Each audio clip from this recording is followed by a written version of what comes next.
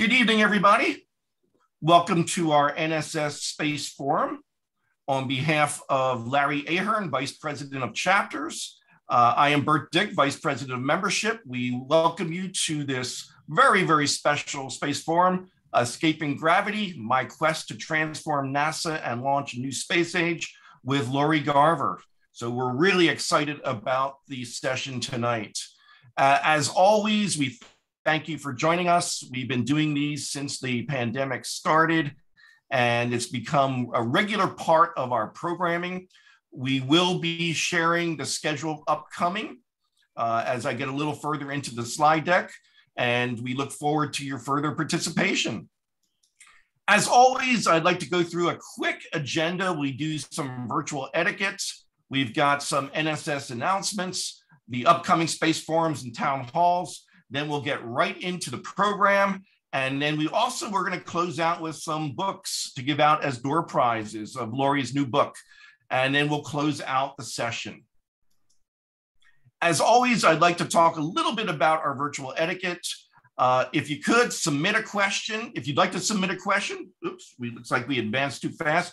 It's best to use the Q&A function, and that can be seen by the panelists. So it's much easier to pull out your questions that way. We did get a lot of questions submitted. We're going to try to get to as many as we can. You can also use the chat function, but I ask you to be respectful of both the panelists and the audience because those could be seen by everybody. And I know in some cases you might not have that best ability, but it's best to view the session in speaker mode, and I'll have it set up that way from my end. So that way whoever is speaking can be highlighted. I always like to remind people, if you support what we're doing, again, you're great members and we appreciate everything you do for NSS. But if you enjoy these programs like these, the space forums and town halls, please make a donation to support all of our activities. And I will be posting that link into the chat for you to do that. So thank you in advance for any of those donations. Also, at the end, please complete the post-Space Forum survey. It only takes a few minutes, and it goes up immediately once you exit the session. It's anonymous, and your feedback has already helped us in planning future events. So we look forward to seeing your comments and another great Space Forum tonight. So what's upcoming? We're only going to be doing one more event this summer. We're going to be doing the next one on Thursday, the 25th of August, same time. And this one will be a town hall, which means we talk about NSS related items.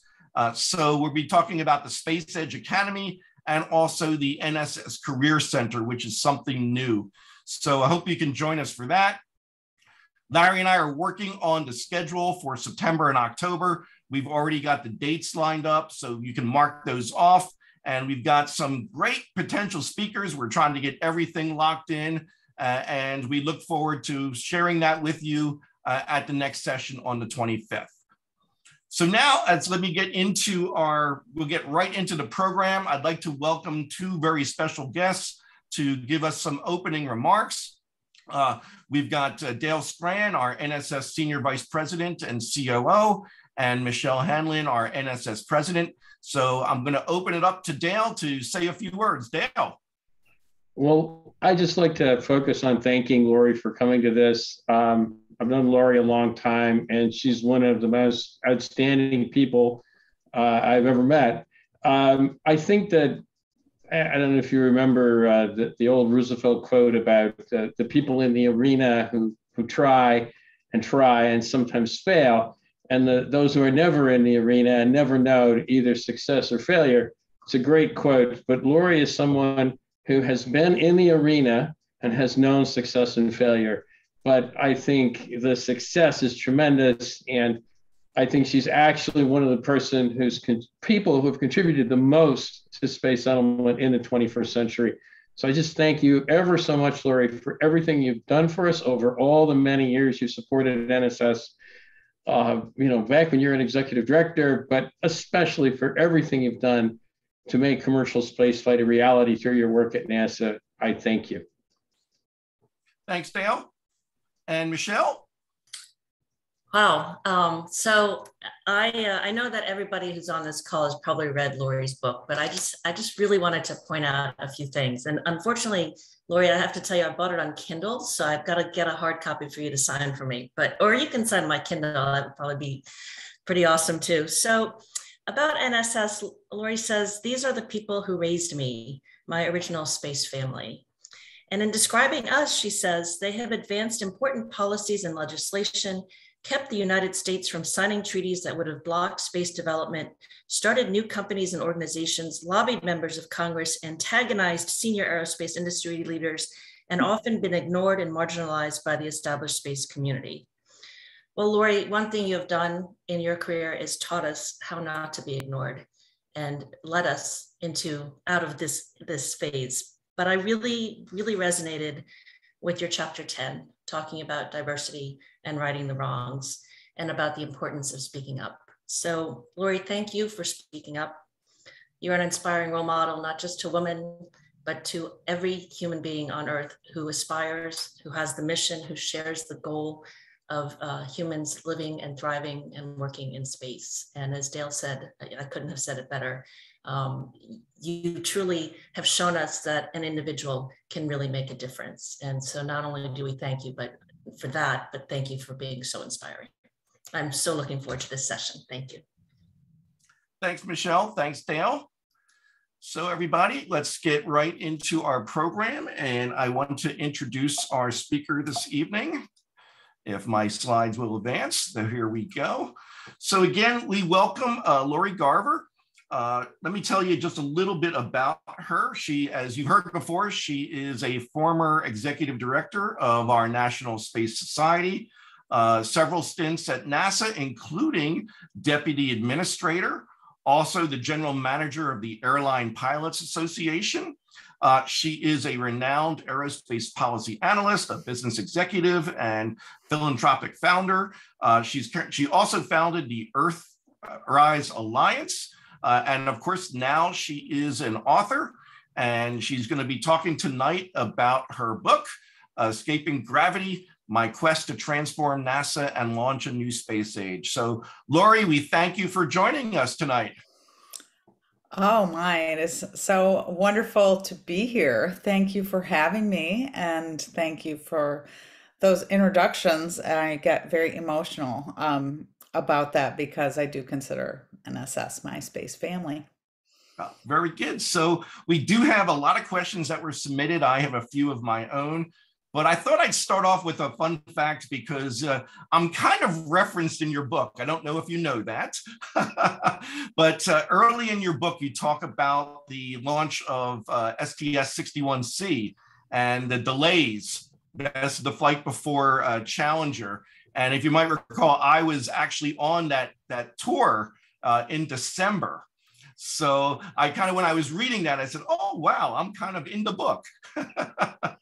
So it was a tough memory, of course, because Challenger happened after that. But we got down to, I think, 14 seconds before, and it was scrubbed until after the holidays were over. So, but still a great experience.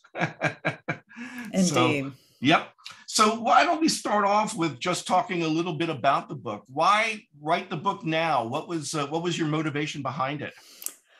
Well, I always intended to write a book. Since I left NASA in 2013. I realized I had experienced something and had a window that provided me insight into a very important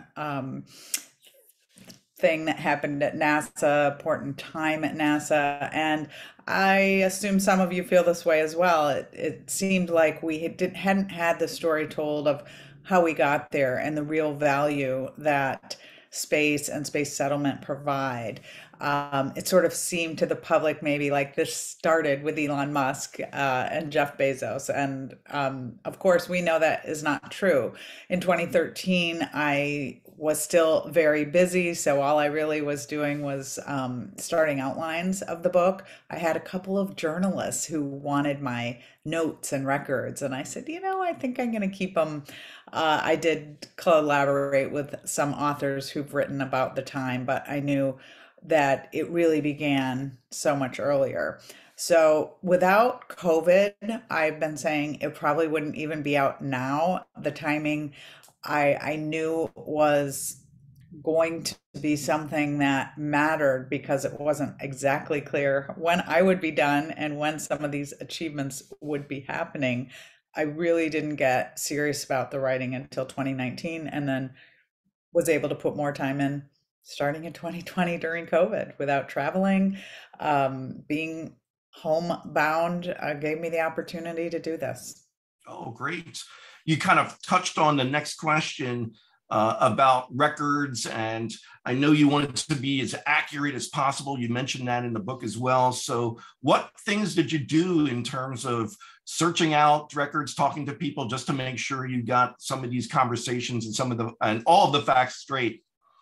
Well, digital records make this so much easier. I do not know how people wrote books back in the day. Some of this occurred before I had those, but I had really solid records for the last 20 years. And I've always been a keeper of calendars. And then I did, as are listed in the book, talked to dozens of people, sent them drafts, asked questions about their recollections. I'm thrilled to have you just validate that I was doing those tours before even it went successfully in January, 61C. I haven't had anyone come to challenge any of these records. And I think the reason is anything that I wasn't 100% sure on, I left out. People have been saying a lot that I didn't pull any punches, and that's actually not true at all. But I did want to keep it from being personal. I didn't want to make any personal attacks, and I didn't want anything in there that I couldn't validate. Right, absolutely. You do talk about your background in the book and what led you to becoming a policy expert in space. But I think one of the most interesting things is you talk about how well you did in school in science and math, yet you weren't encouraged to go into those fields, and it led you in a different direction. Would you touch on that a little bit? Yeah, upon reflection, it probably was a good thing, but for girls growing up in the 60s and 70s, we were not only not encouraged to go into STEM fields, we were actively discouraged. In my case, it was not offering me the same calculus class at the local university that the boys were offered, who were also at my level in school. A fascinating thing that happened since the book came out, a girlfriend of mine who was a year ahead of me wrote me and told me the exact same thing had happened to her. She too had had all the math and science, and the boys were the only ones sent to calculus their senior year. Too bad we hadn't talked about it then. And it was great because she wrote and said, we were just socialized to let that go. That happened to channel me into social sciences, whereas I might have pursued science or math related degrees otherwise. And I think that gave me the bigger picture. I think it embedded my policy views in something different than most people who came into the roles I held later. Why don't you touch a little on how you ended up getting involved in space policy? I know the entry was politics, and you were working for John Glenn, even though it wasn't necessarily an astronaut connection. It was about supporting him as a candidate. But that ultimately led to making this transition to space policy. Yeah, the reason to work for John Glenn was to affect national policy, not related to space. And it was really my job at the National Space Institute that I got through a connection in Glenn's office. Glenn Wilson, who was the new executive director at that time of NSI, his wife was one of the volunteer coordinators on the campaign, and she's the one who told me about the job. So when I applied, I interviewed with Glenn Wilson, and he as executive director. I think they interviewed other people. It was secretary, receptionist, bookkeeper position, and I was frankly thrilled to get the job. So I learned really because of the merger, was happening. It was already sort of in the negotiations starting in 1984. Those of you who recall, this took several years. But I got a master's degree at night in space policy while that was ongoing. And clearly that helped me be considered for the executive director position. I don't get into the details of this in the book, but for those of you in the know, we had a deputy director, Greg Barr, at the Space Society at the time, and I didn't even apply to be executive director. Greg and I shared an office. I assumed he'd be getting the job. But the search committee specifically came to me and asked if I would apply. So I immediately told Greg that and said I was going to apply, so it wouldn't be a surprise. And I think as executive director of NSS, I really had been program director, had started Space Cause with Mark Hopkins, had worked on Space Pack, and because my background in policy, I just saw how we needed to do more to advance space activities in a way that returned value. And the piece of that was missing was this meaningful goal of being able to create a spacefaring civilization. We live at a very unique time, and I think most people are very supportive of the space program, but they're not quite sure why. And I think the Space Society came along at a time when people had been thinking about it. Those of you on this call and who introduced me for a lot longer than I had, but it made a lot of sense to me, and I dedicated my career to it. Oh, very good. One of the questions that was submitted was, how did serving as the NSS executive director prepare you for working at NASA? Yeah, I think the main focus really was on well, to some extent leadership, but also policy. I learned from Glenn Reynolds, who ran our policy committee at the time, and then Scott Pace.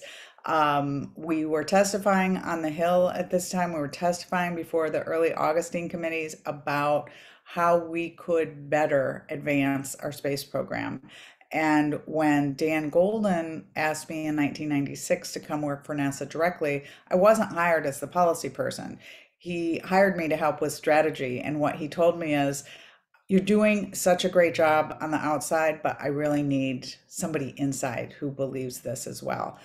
I had served on the NASA advisory committee for a couple years by then. He'd asked me to serve on the advisory committee. I'd also served on ComStack way before anyone knew about ComStack, and it was the Department of Transportation's commercial space advisory committee before that was transitioned to the FAA. And working for Dan Golden taught me, that really took me to the next level and showed me government. And being on the 9th floor, as we say at NASA, that's where the leadership's offices are, gave me the experience for when I came back 8 years later.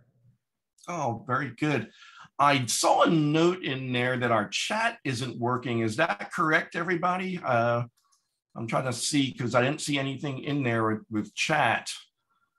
Let's see. Can everyone just test it and say hello so I can make sure chat is working?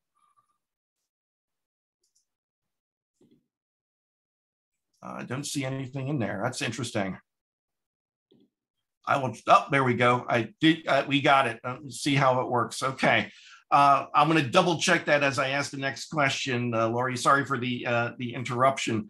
What do you think you learned at your first stint at NASA? How did that prepare you for when you became the deputy administrator?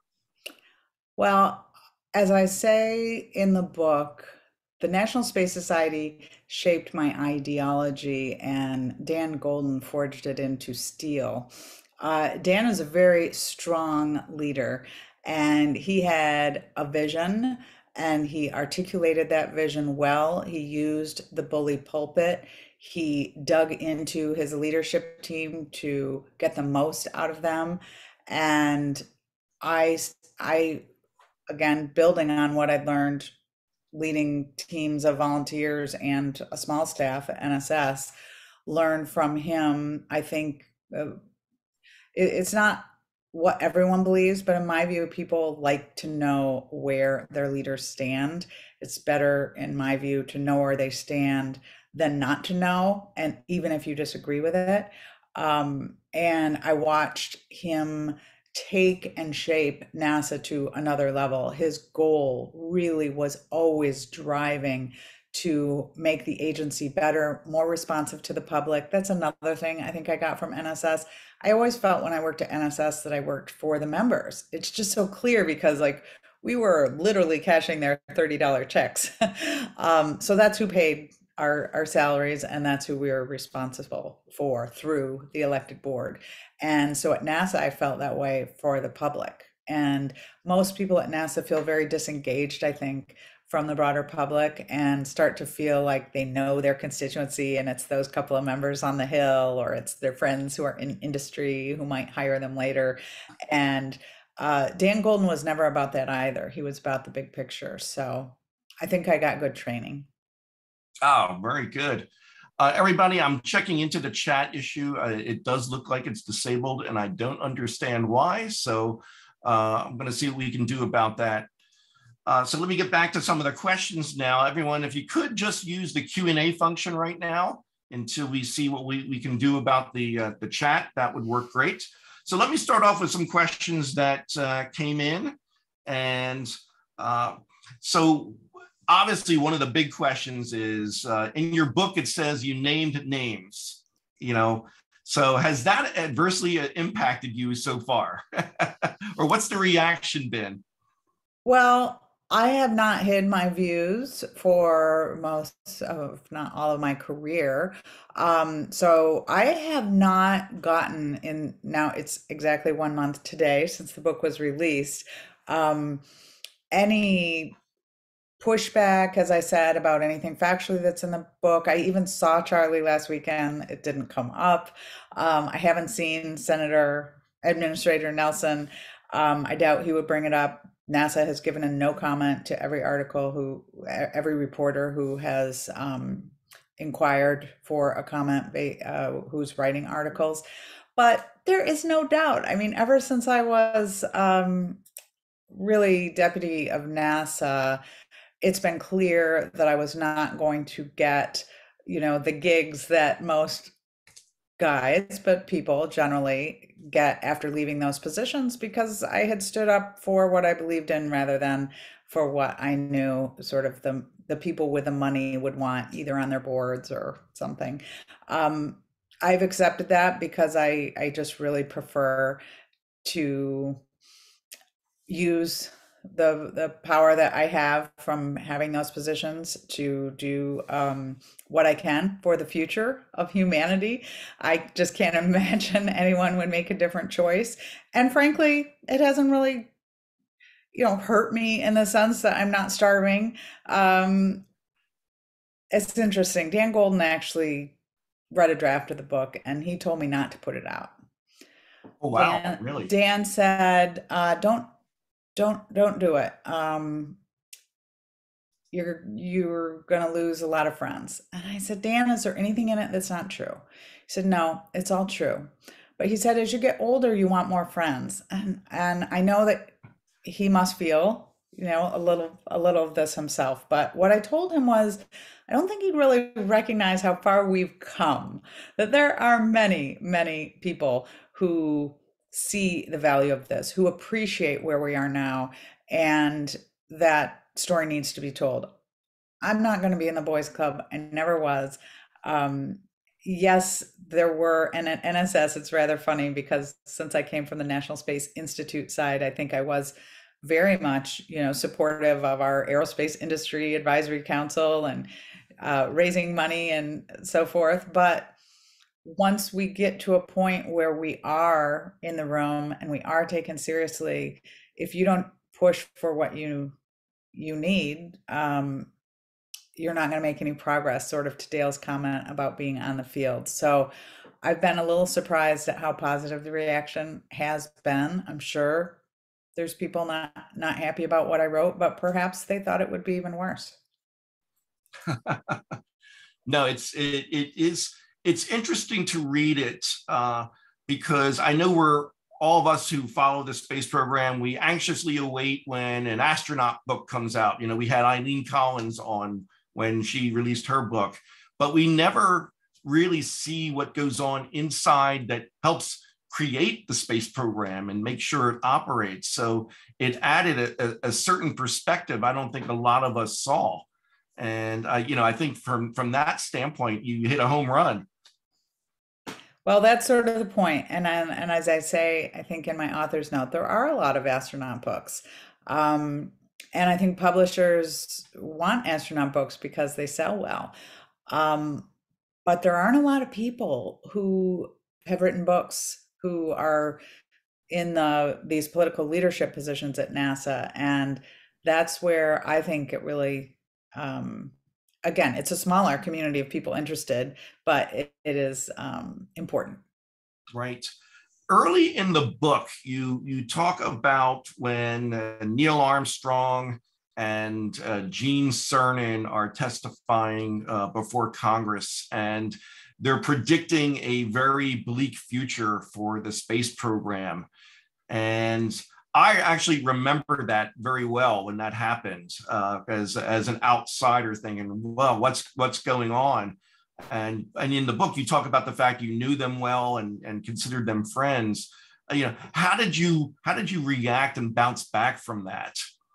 It is an interesting thing for an NSS forum because I think all of us at NSS, the reason I knew them was because of my position at NSS. We'd gotten Buzz to be our chairman, and we did a lot of anniversary events. And who wouldn't like an organization out there just pushing to be, for larger budgets, as we usually did for NASA. But when I was in a position to make decisions that they didn't like, it got a little less friendly. The testimony to me was created by Gene Cernan. He was a very partisan person. I had known that in my dealings with him. It was actually Lovell who made me the most sad because I knew him the best. Neil Armstrong, I felt sad that he had been used by Gene Cernan, but they weren't told the real story. And in fact, I had asked Charlie Bolden if we could please provide a briefing to them before the testimony, because I felt if we were able to explain what we were doing, they wouldn't have come out with what they did. Charlie told me he didn't want to do that, but I've since, even not very long after that incident, Gene Cernan was very open that the administrator did call and talk to them, and Gene Cernan said that based on his call with Charlie Bolden, he didn't think Charlie was even in on the decision or supported it. And so that actually gave them fuel to go ahead and push with what they did. These are the kind of things that aren't in the book because I couldn't confirm it, but I actually think that is confirmed with things that Gene said afterwards. That's what I was up against. How do you go in opposition to the head of NASA who's reconfirming for these guys, who's an astronaut friend of theirs the night before? Yeah, I don't know what we're doing. But they said it would not only ruin our space program, but the future of our children and our grandchildren. That's what I was accused of by astronauts. And, when Elon Musk gets asked about this, he gets teary. I get angry because I think for the most part, Gene Cernan was behind it, and for the wrong reasons. And I don't even think he believes what he was saying. And we all know that kind of thinking is what was ruining the space program. So this probably ties into your first question of why did I write the book? We need to set the record straight. Right. Tell us a little bit, I want to dig a little deeper into that, but tell us a little bit about the space pirates. You mentioned them frequently in the book. You are them. You are the space pirates. Ahoy matey. We are the group, to write a book. I know we don't use this moniker, but I needed to call people something that, so every time you don't have to like recite a long thing, former L5 Society members who merged with the National Society. Some people, of course, then have just gone and attributed the space pirates are Elon and Jeff. Well, they're late coming in space pirates, absolutely. But as I describe in the book, they're referenced throughout science fiction. Typically, we tend to be those that are living off the land when we go. We go before there is a governance or legal structure in place. And we are heroes to some and villains to others. But space pirates are the real forward-leaning people who, a lot from the L5 Society in the earliest years, now much, much more broad individuals who want to go and stay when we go to space. In terms of the changes you brought and had to fight for, how do you think you got to that space? Because I know a lot of people, they start working in something and they're immersed in it, and then that's all they see. But you had this broader perspective, realizing that the future of space will rely on us lowering the cost to get there. And I'm not sure why others didn't see that as well. But what do you think, brought that to your attention and made you such an advocate for it? It's just pure logic. And it was L5 Society people who were the first to really articulate that logic to me personally. I remember Charles Miller started CATS, Cheap Access to Space. Henry Vanderbilt, the Space Access Society. I mean, that is fundamental. Is it a Heinlein quote? Hey, once you get to space, you're halfway to anywhere. I mean, the gravity well is the thing. I can remember Alita Jackson talking about the gravity well. I mean, these are just not difficult concepts, and these are the kinds of things I would say that weren't very much appreciated at NASA sometimes. Honestly, Nixon got it. Nixon said in 1970 or 71, when putting forward the space shuttle, the whole point was to open up space to regular and cheap access. We didn't do it until recently, but fundamentally, I think I'm asked a lot, why did I persevere?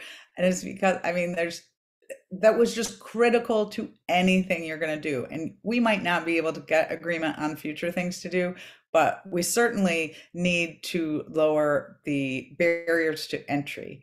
And doing that with commercial competition was also a bit of a no-brainer. We know in this country, as we have done in all transportation sectors, almost any sector, that the government may go first and really drive technologies or do science that benefits all. But if you want to innovate, if you want to lower costs, you need to have a free marketplace. Right. Let me get a few questions that were submitted, and then I'm going to go to some audience questions, and then I'll come back to some of my questions. Someone about your career. What's the best advice you ever received? I'm going to give you some Glenn Wilson straight up advice when I was like 22. And he said, "You are not missed by your absence." Those of you who knew Glenn, you could just hear him saying that. He meant show up, be present. For me, that made all the difference. That's how I got to know Dan Golden. I volunteered for Women in Aerospace, and then when they needed someone to be president, I raised my hand and I was president. That happened to be at the same time I was expecting a child. Who doesn't notice the pregnant lady in the room? And then, oh, by the way, she's saying things that no one else is really willing to say in the military industrial community part of the space program.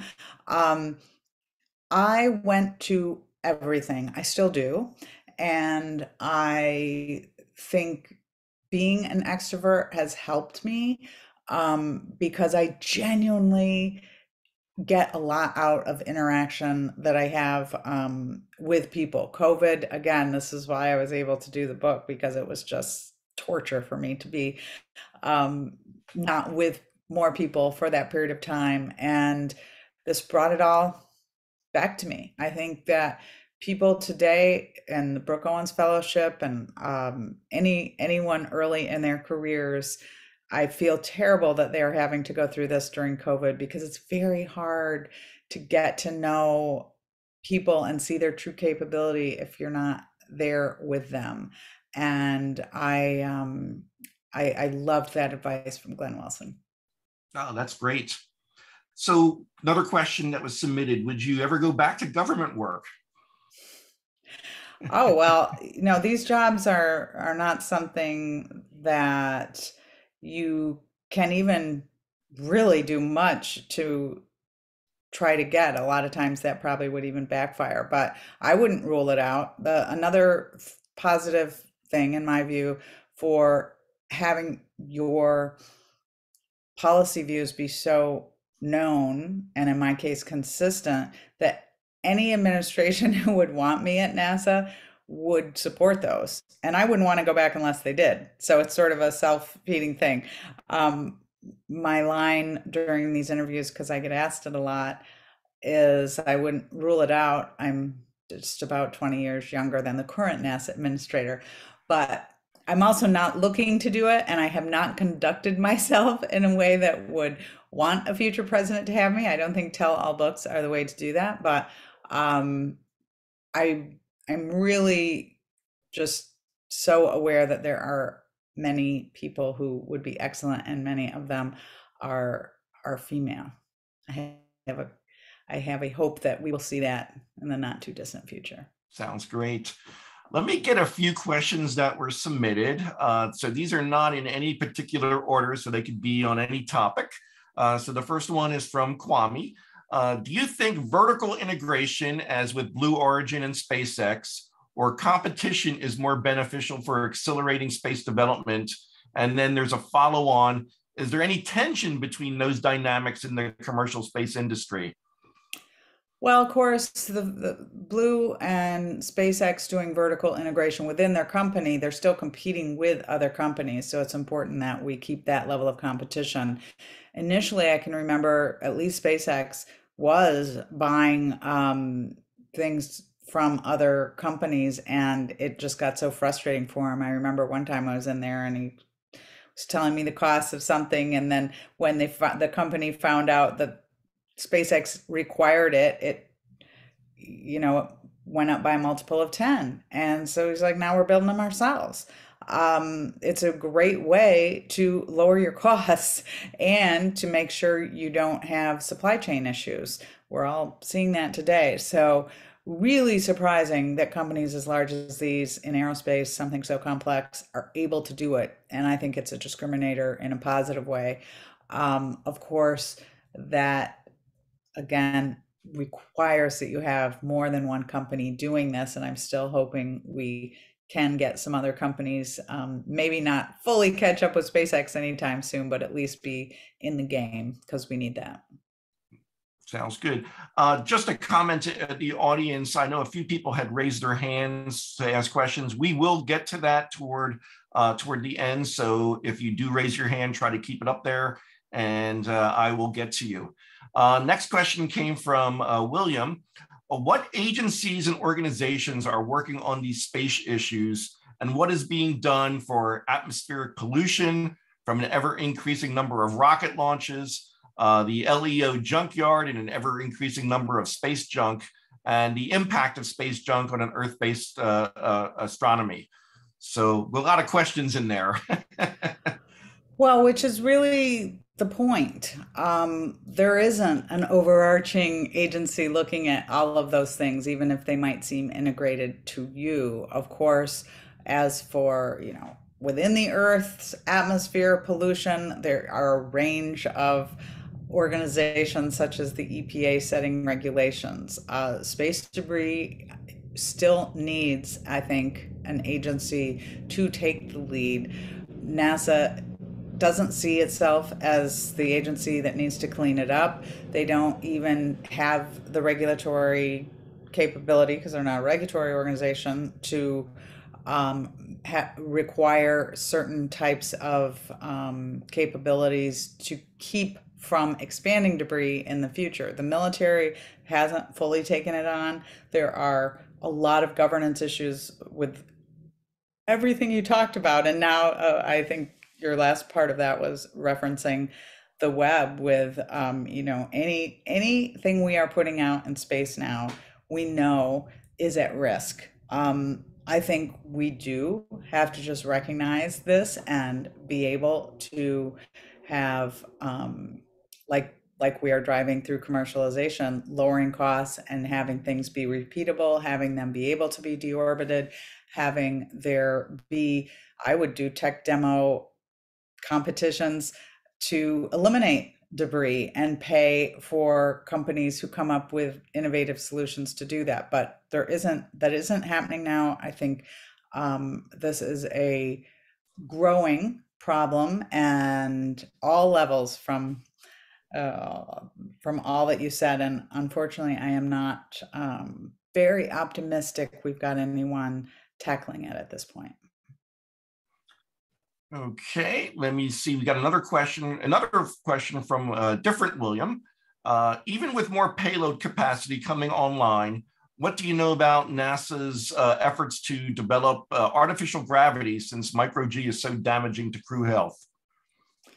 And this is an issue that always cropped up when we would talk, as we began to later in the Obama administration, about going direct to Mars. Charlie really was not interested in lunar missions. He wanted to go direct to Mars, but we never looked into very much the capacity of humans to withstand such travel, like having variable gravity, shielding. These are things that, NASA as an engineering organization tends to focus more on the rocket and the spacecraft and less on the human physiological aspects. So, I think Skylab, right, had a multi-gravitational facility, and we did early on in the shuttle program, and maybe station, but I don't think we ever got the size that we wanted to do these experiments. We've sort of ignored this aspect of human space exploration, which I think shows you we're not, maybe in the government, as serious about the long-term nature of it as we are at the Space Society. Yeah, we've actually had a few really good space forums talking about different aspects of that: health, nutrition, even a space farmer talking about how you might create a farm on Mars or the moon. So it is a really important aspect that we as engineers sometimes don't think about, all those other things that you're going to need to do space settlement. So really important aspect. Let's see, I've got a few more questions. We're talking a little bit about Mars here. This question comes from Bill. What's your opinion of Robert Zubrin's Mars settlement plans versus Elon Musk's plans? Yeah, I'm surprised people don't compare and contrast more. I grew up with the Robert Zubrin plan. I can remember his first Mars Direct talk at ISDC. I don't know, 89, something like that. And we were all riveted for hours, and it was on the Monday morning, and I think people were just missing their flights. It just, again, logic made so much sense. Go live off the land. I think that Elon has focused on different area. Obviously, he's made more of his plans advancing because he has the resources to do so. Focusing as he has is not incompatible at all with a lot of the concepts Robert outlined of living off the land and so forth. So I think when we ultimately go, it will take the best of all that. Here's a good question. Well, I'll paraphrase it. If your book is really successful, and we hope it is, are you ready to take a ride on a suborbital spaceflight? I would be happy to take a ride on a suborbital space flight. if my book should be so successful to pay for one. I'm not signed up, and if you read the book, you know I had a chance to potentially go to the space station for 10 days, and I have to admit that it would feel a bit like settling if I only got, 10 minutes, but I would take it. And I guess I do feel I will have the opportunity to go to space, and I will go in my life.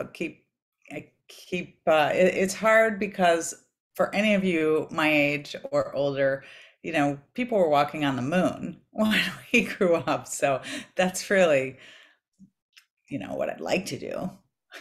But, Absolutely. but the view of Earth from space is, for me, probably the highest value, more so than the microgravity, although that would be awesome. And I am signed up for something.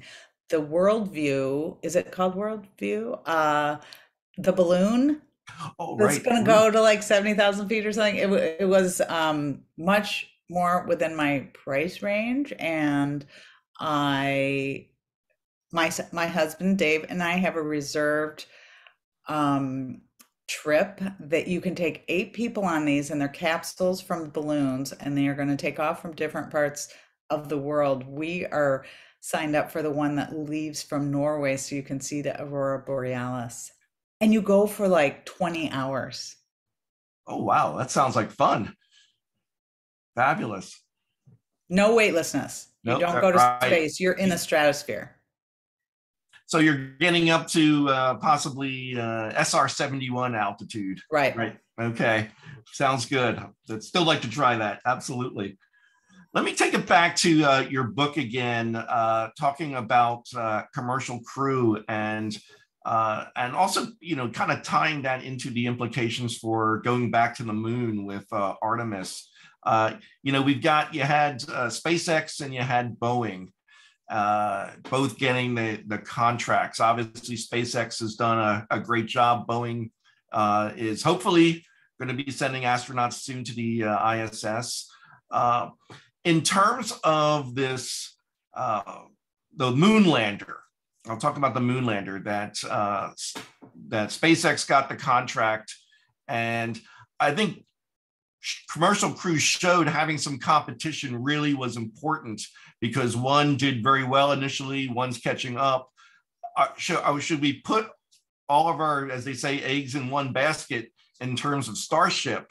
And should they have maybe, I know there was not enough money, but should we have really thought about having a second moon lander contract? Well, they have really thought about it, and NASA would really like to, and of course that would be best case. But I do delineate in the book a little interesting difference between this and commercial crew or cargo, whereas commercial crew and cargo was so obviously ripe for competition because there's a market well beyond the government.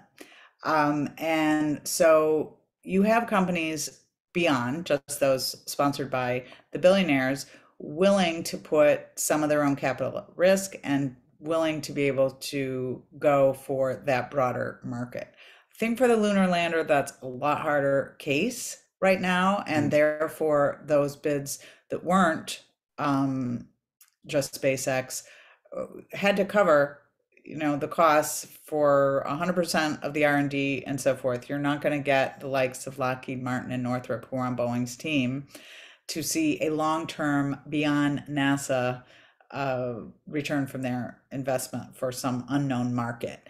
So it's fascinating to me that when we do cost plus contracts, we've always selected one and nobody cares. We did that with SLS and Orion, and look where we are. We have had no recourse but to pay and pay and pay and wait. And yet when we ask for a fixed price contract, even things like Gateway, a fixed price contract, we've just gone back and given them more money when they couldn't meet the goal. So the way you contract isn't all that matters. Each one of these mechanisms should be driven by what you are going to be getting out of it and what kind of incentives are there for the bidders to put in their own money. And I'm not at all surprised that these bids were higher than NASA anticipated. And of course, we hadn't really done a great job selling Congress on why we are taking people back to the moon, and therefore the NASA budgets that we requested in the Trump years, especially, were cut by the Congress. So how, they expect NASA to keep delivering when their budgets are cut, and we all in the community tend to just sort of whistle past the graveyard. I think that's the bill's gonna come due. I don't happen to think that Starship Lunar Lander is going to be the long pole in the tent for the Artemis architecture, however. So I'm not as uncomfortable with one competitor for that, but it's not ideal. I mean, we obviously did all of Apollo with one competitor. We just, they didn't pay. You touched on something that I think is really important. I know growing up, I'm from the Apollo generation, so everything that NASA did was just fabulous to me. And as I saw NASA and post Apollo and the shuttle and always struggled with why isn't Congress supporting NASA more? Why isn't there more money for NASA? And I would have to say you opened up another avenue of thinking about, why are we doing this? And then, it's got to be, it's the not invented here, right? That was kind of, I've heard that was a thing at NASA, that if it wasn't invented here, that we really aren't interested in using it.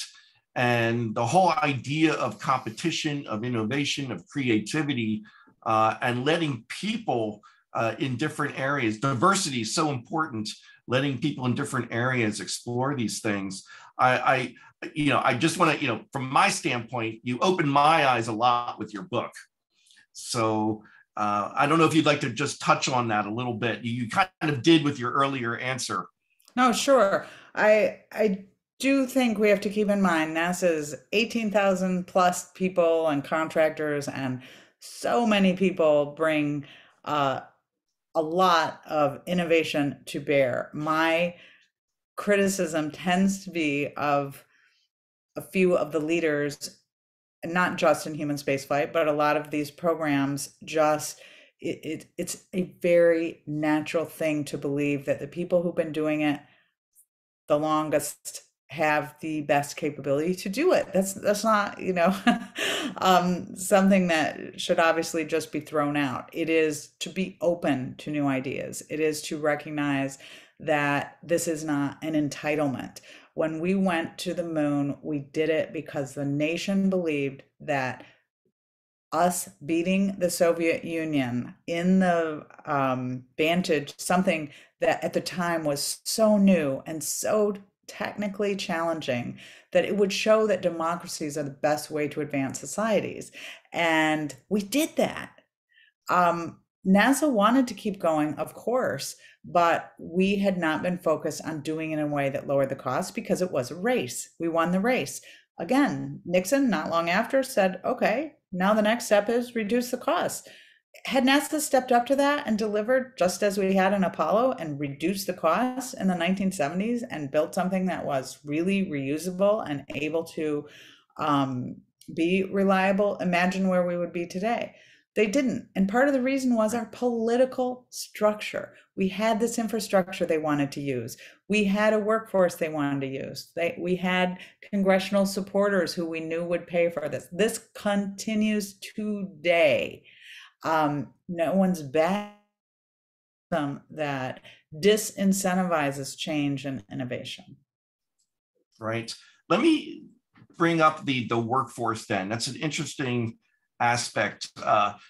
Years ago, I saw Jeff Greason at an ISDC when he was building up X-Corps, and he made a comment about, he interviewed an engineer who had worked for a legacy aerospace company, obviously very experienced, but he didn't hire him because he just didn't fit in to what they were trying to do. And I know I visit a lot of college campuses in my job now. And people want to work for SpaceX. People want the students who are interested in space, they want to work for Blue Origin. They're not saying NASA anymore. That used to be the big thing, working for NASA.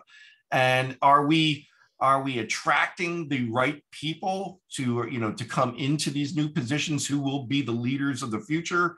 That for the same reason that they're attracted to SpaceX or Blue Origin, they see something wondrous there that they used to see in NASA. This is an element of the new space age that I think has, in some ways, been the most successful. One of the things that people pushed back on when I wanted to start this transition at NASA was people won't be interested. The public only will support this if it's NASA. They want to work at NASA, etc.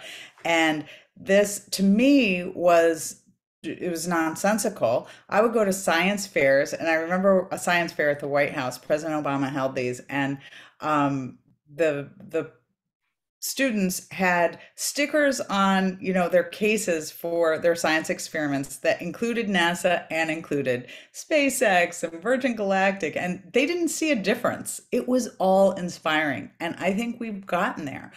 I run these fellowships. So the Brooke Owens Fellowship has 50 interns this summer in NASA, as well as aerospace industry across the board. Boeing and Lockheed weren't involved in the first few years because I said I need a one-page contract, and I didn't think they would be able to do it. They're all doing it now. Initially, 50% of the students wanted to work at SpaceX or Blue Origin. Everyone ends up very happy with their job. They work at Rocket Labs. There's really great opportunities in the community now. We've spun out a new fellowship, the Patty Gray Smith Fellowship. These are Black students, collegiate students having a similar internship program, 40 of them this year. All 90 of those students were in town last week, and they don't see a difference. They love meeting each other and saying, how do you like working there?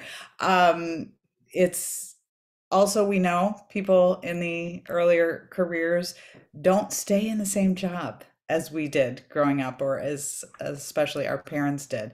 There's a lot of reasons for that, including lack of pensions.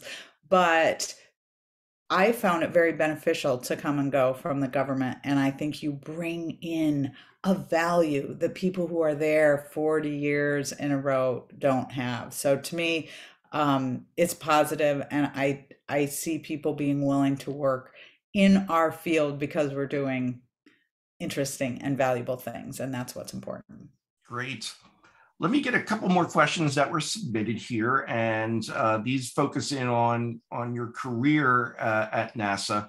What was the most exciting aspect of working with commercial space companies as a NASA employee?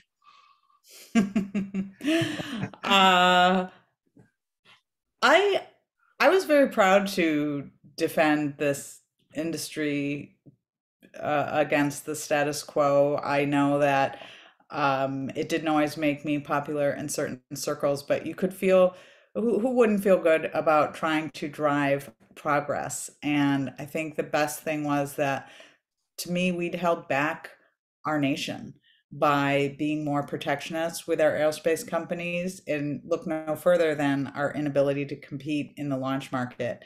We had lost the entire launch market to the Chinese, Russian, and French at the turn of the century. And in 2020, when I closed the book, we were in the lead. And that was entirely, of course, because of SpaceX.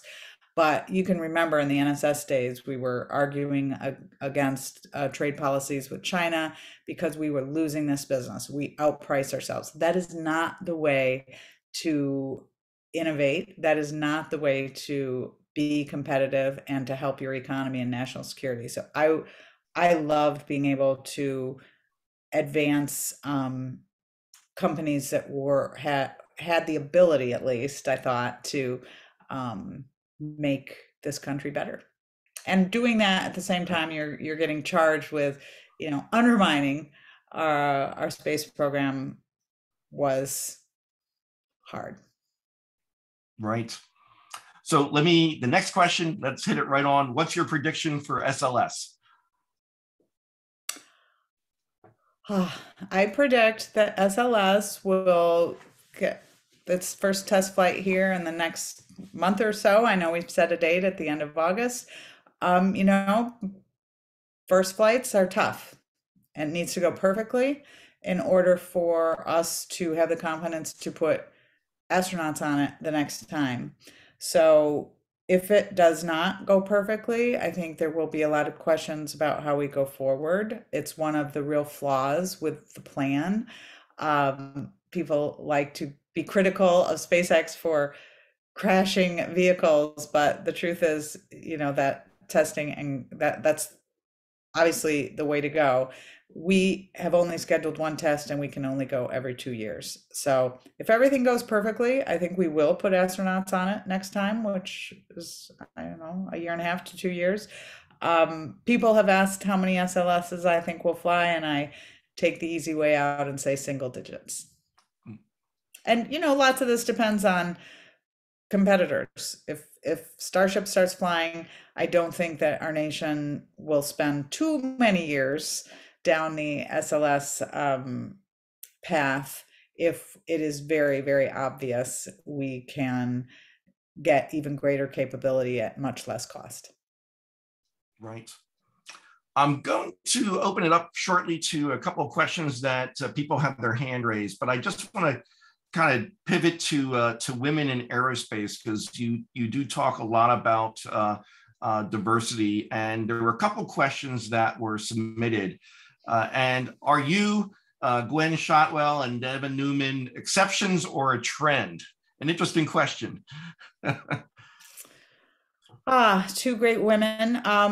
We're clearly a trend. If you walk down the hall heading into the administrator suite at NASA, there's one side of the wall is all the administrator portraits, and the other is all the deputy administrator portraits. The one side is still all men, but toward the end of the deputy side, there's 4 women now, so that's a trend. I think that there are several large aerospace companies with women at the helm today. We are doing a better job recruiting. Again, my Brooke Orange Fellowship we're very proud of, and those women seem to be very well accepted. Host companies are lining up to employ them. So, as I say in the book, I think the real challenge is, are we going to be as open to their views? We tend to be just fine with diversity if those people come and have the same thoughts as we do. But when they don't, we tend to be more dismissive than if they're coming from someone who looks, or we think, you know, is trained or thinks like we do. So that's the real challenge, is to be open to different ideas and different ways of leadership. And I think that is still work ahead. Right. I think too, what is it, about 5 NASA center directors are women? Yes. Yes. That's very impressive. Very exciting. And Yeah. Kathy Leaders being head of human spaceflight, at least still head of a portion of human spaceflight. It's fantastic. So let me open it up now to a couple of questions that we've got. People have had their hand raised for a while. First one is William Gardner, I believe you know. And well, I'm going to allow you to talk, so you just have to take yourself off of mute. Hi, Laurie. We had The Last Dance in 1990 in LA. I hope I don't make you blush saying that. Oh, that's awesome.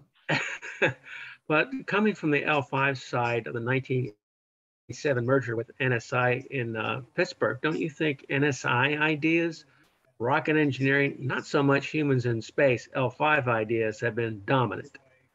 Don't you think? The NSI ideas have been dominant over L5 ideas? Yeah, like living in space. Like you said earlier tonight, that we don't seem to think so much about, the engineers don't think so much about what are we going to do with humans in space as they do about getting them there. Yes. In the book, I describe this as von Braunians, you know, versus O'Neillians. And the von Braunians still tend to dominate traditional aerospace, but the O'Neillians are the ones really making the progress. So you have to believe that this is changing. Yeah, and you do. And you know what else? You really have had several NASA administrators in a row talking about, not so much Charlie, but since then, being sustainable. And that's, you know, the code, that's the easy way to say we are going to stay. Yeah, what do you think about NASA's efforts to counteract radiation in space? Speaking of humans in space. Yeah, same with the question about variable gravity. NASA's not doing enough. Okay, well, that's what I thought. Thank you very much for verifying my thoughts on the subject. Thanks, Not Bill. going to sugarcoat it. Next one to ask a question is going to be Sarah. So Sarah, I'm going to allow you to talk. So just make sure you take yourself off mute.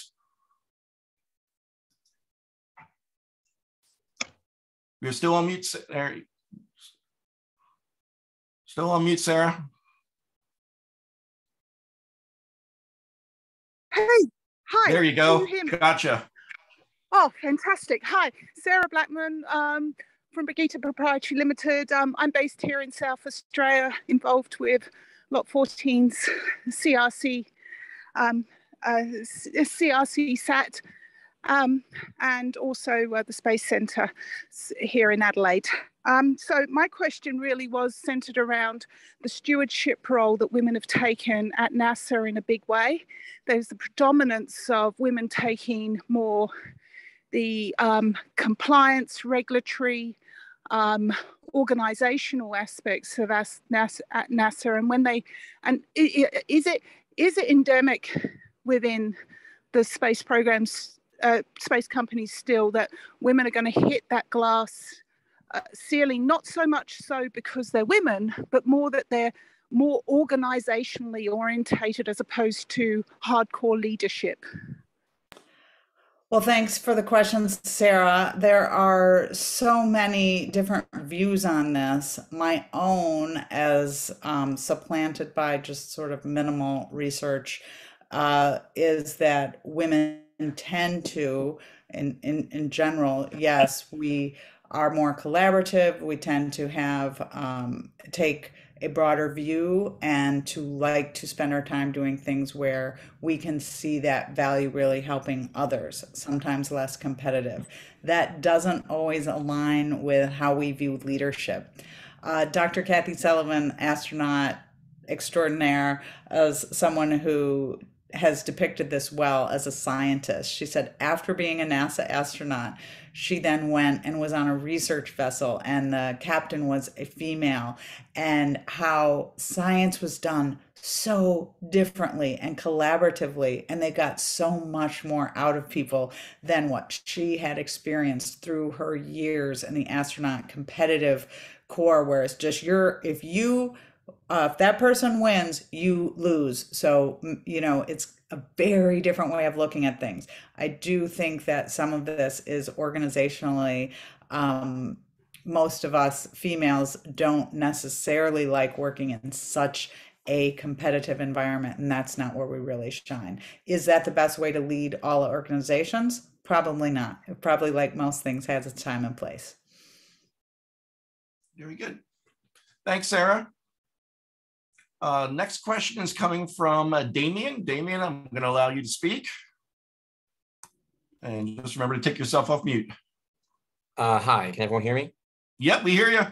Okay, good. Yeah, so I read the book right when it came out, I think. I found it very interesting. I would like to know, what do you think NASA's future role should be, if not to build rockets? And, well, I'm not saying that you are saying that this is not going to be their role, but if not to, run the Mars and Moon programs, what should their role be? Should it be in research, in making probes, et cetera? I think NASA is a tool for the US federal government, and they should be used as such. So, where we have a national agenda and NASA can advance that agenda, we should. And that is a combination of people in NASA's leadership working with the leadership of the country to assist. That's what we did in Apollo. That's when we really shined. Where we are disconnected from the national agenda, where I think we've been for a lot of what we're doing, we tend to just get these fits and starts and not have people really buying into the long-term nature, not having the public understand what we're doing. So to me, We don't really question NIH, the National Institutes of Health, what they're doing. They are helping with human health. NASA's not in the Constitution.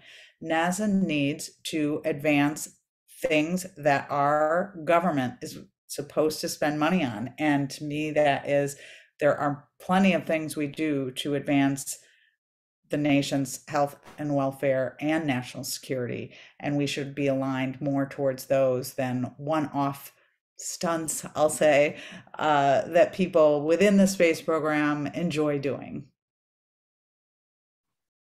Very good. Thanks, Damien. Let me take a few more questions that came in through Q&A. It's okay, Lori, if we go a few minutes over. We're at about 10:10 now. We usually end about 10:15, but if we go a few minutes after, is that okay? Yep. Okay, great. I've got a question from Gregory. Were you a member of L5, an L5 chapter? Oh, I was not. I joined the National Space Institute as an employee. I probably joined right then, the National Space Institute, and was grandfathered into L5 when we merged. Very good. But I did meet Gerard O'Neill. I did go to, I think, 2 of his Princeton Space Studies Institutes. And as someone earlier asked about like the Pittsburgh ISDC pre-merger stuff, we were already working together. I very much enjoyed, as I say in the book, the energy brought to bear by the merger. And I liked not only the vision, but the activist nature that was more aligned with my thinking than NSI and, von Braun and industry. So I think that really was why I was selected to be executive director, is I had support from both sides. Very good. Got a question from David. Who was responsible for the cancellation of Project Constellation? You were often blamed. Is that correct? Sure. The thing is, Constellation wasn't canceled, so I wish I could take credit for that. I'm being cheeky now because it's after 10 p.m. in my time, but Constellation was during the transition team that I led, reviewed and found to be lacking in so many ways that we didn't even have to put our thumb on the scale. We put a blue ribbon panel together, and I think it was 9 brilliant independent thinkers all said the same thing. But yes, our proposed budget did cancel it, and the head of NASA, Charlie Bolden, did not want to do that. So that's on me.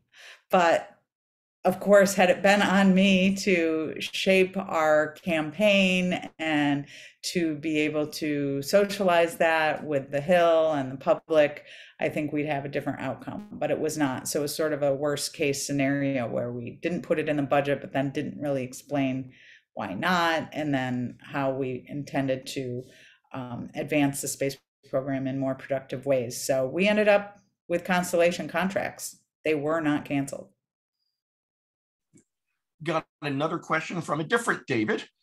In your view, has the United Nations been a help or hindrance in getting commercial space development? Neither. Which maybe you're going to say is in fact a negative.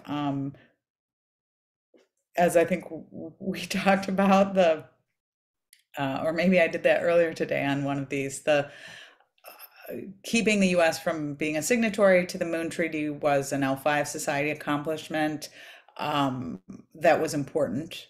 And there have been efforts to have property rights be delineated through things like with the United Nations that have not been successful. So at this point, I'm sticking with neutral.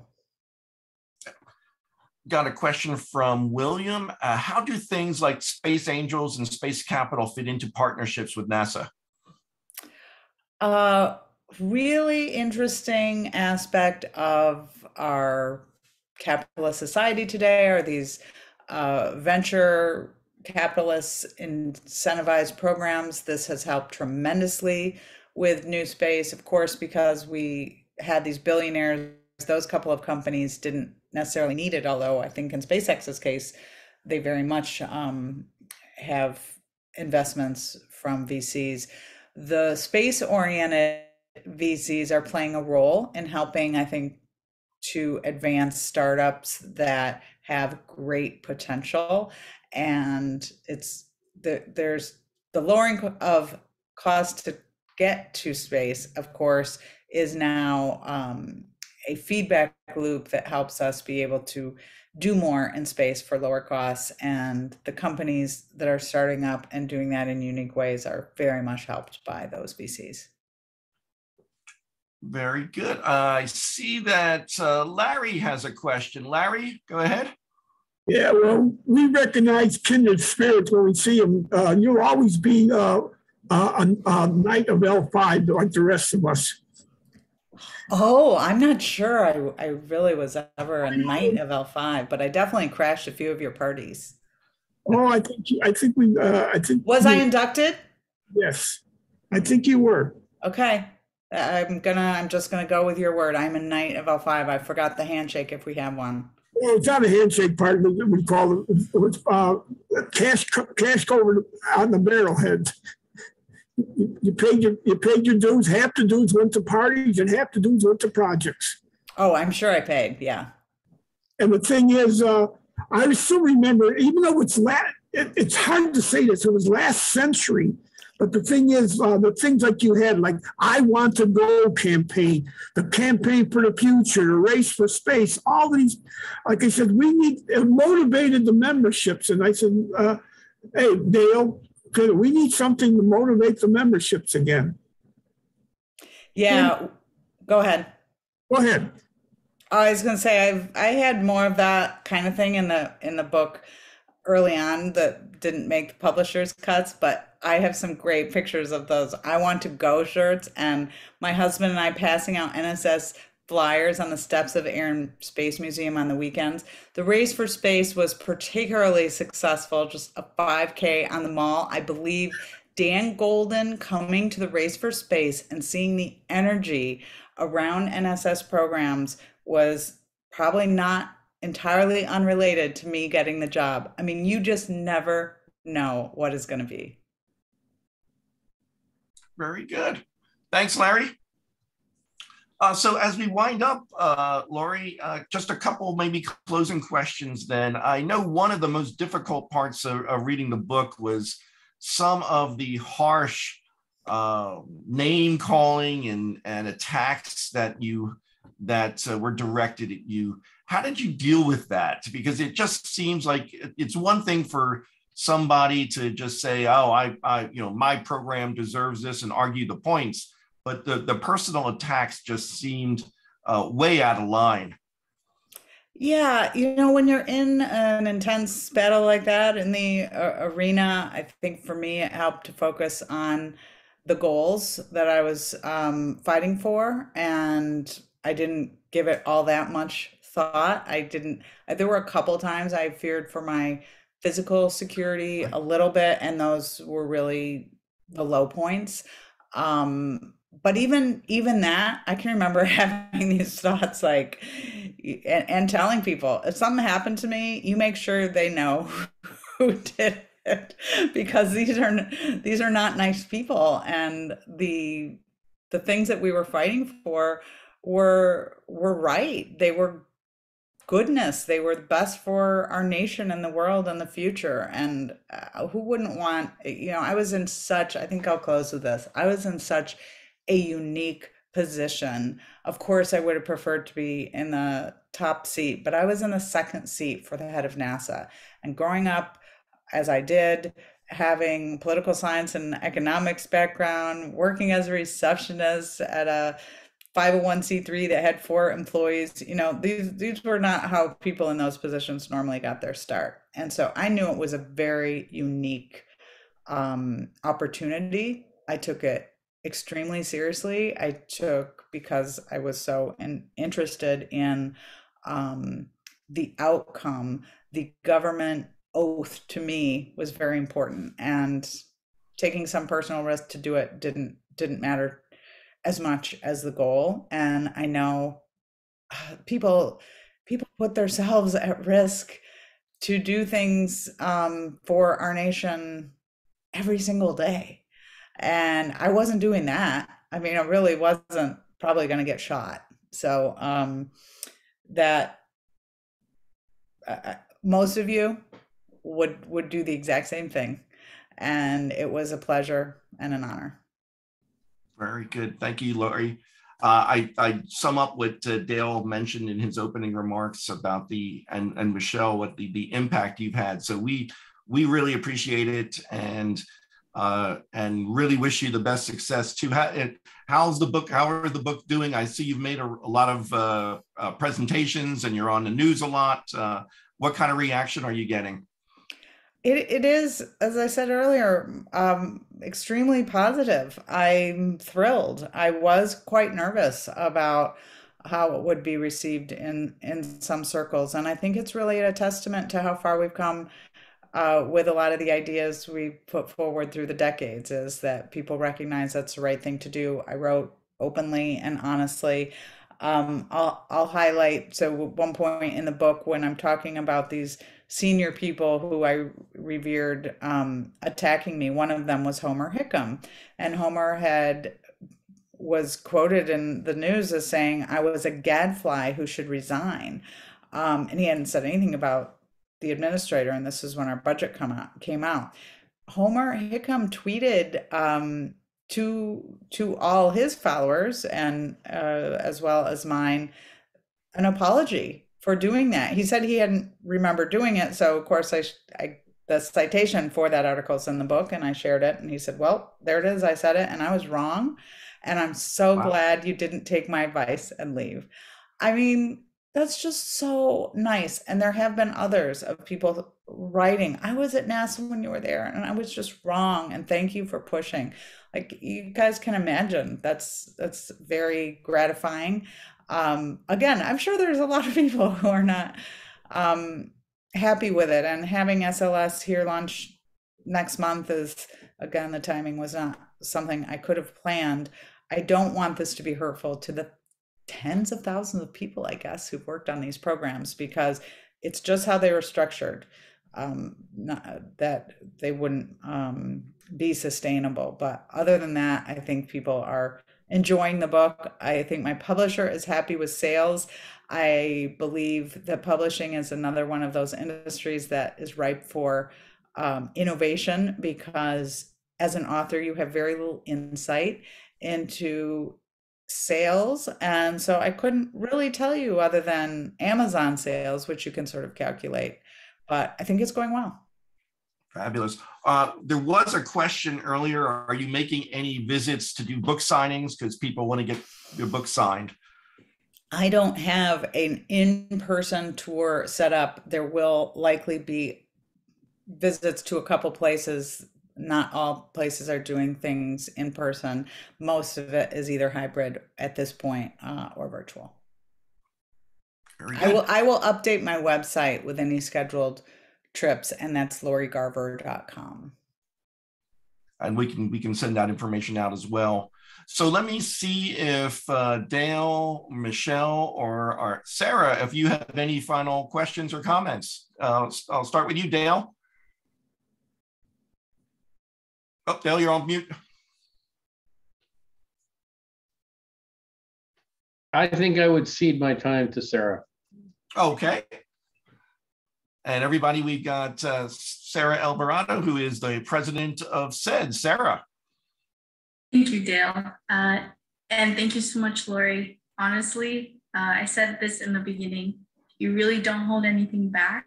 And it's great to see that in all the different societies and organizations you've been involved with, you've taken on a leadership role and really carved a space for girls, minorities, which is what we're all about.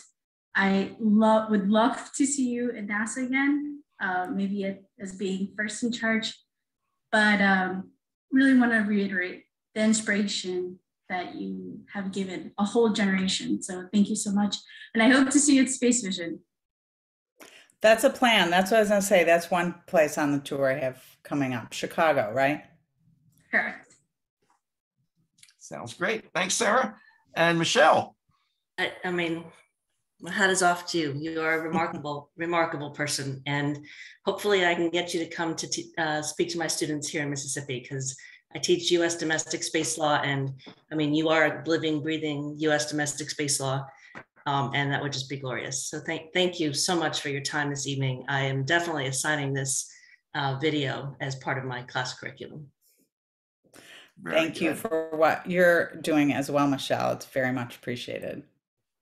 Lori, tell your son Uncle Larry says hello. I will do it. My actual family versus my space family is doing well. Some of you saw Mitch, the youngest at ISDC. Wes was here for the book launch. All is good. Thanks to all.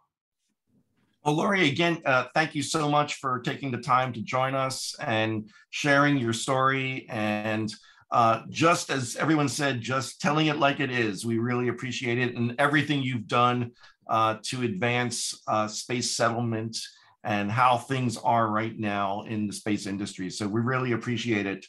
And I do want to also thank Dale Scran, Michelle Hanlon, and Sarah Alvarado, and also, of course, Larry Ahern, my colleague on the Space Forums, and Fred Becker. What I'd like to do now is we actually have two books that Lori signed at the ISDC in Washington. And Fred, can you do your random number generator? And I will match that with the list of attendees. And hopefully they are still on. So give me two numbers, Fred. Oh, you're on mute, Fred. 26. 26. So Ian Morgan is one of the winners. Ian, are you on? Okay, and we'll reach out to Ian. And another number. 48. Okay, and 48 is Mike Kern. Mike, are you on? Okay. So let me just get those recorded. And there we go. Very good. Well, very good. Everybody, thanks. I'm going to share my screen one last time as we close out.